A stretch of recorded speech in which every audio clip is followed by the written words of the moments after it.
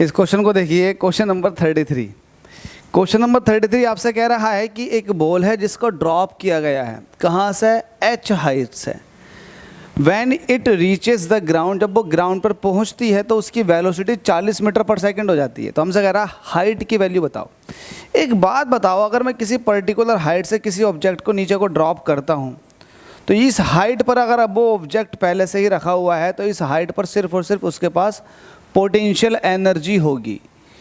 जब ये नीचे को आ रहा होगा तो पोटेंशियल एनर्जी घटना शुरू कर देगी और उतना ही काइनेटिक एनर्जी बढ़ना शुरू कर देगी, क्योंकि नीचे आते वक्त काइनेटिक एनर्जी बढ़ती है क्योंकि स्पीड बढ़ती है।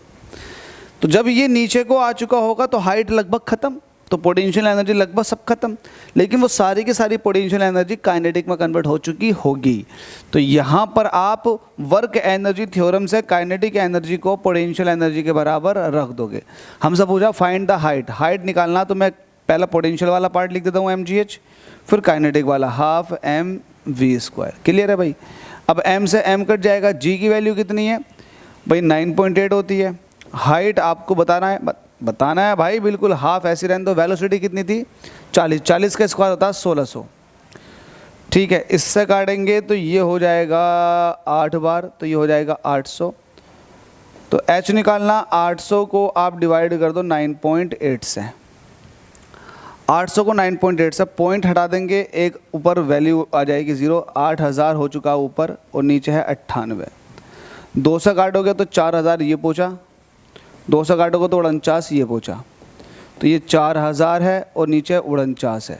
सॉल्व कर लो 4000 को 49 से, तो कितनी बार चला जाएगा? 9 बार चला जाएगा। 9 9 81 का 1 हासिल लगे 8, 9 चौक 36, 36 और 8 कितने हो गए?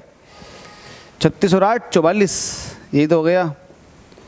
तो वैल्यू तो ज़्यादा आ रही है, 441। आहा हा, 5 9 45, 450, हाँ 441 आ रही है।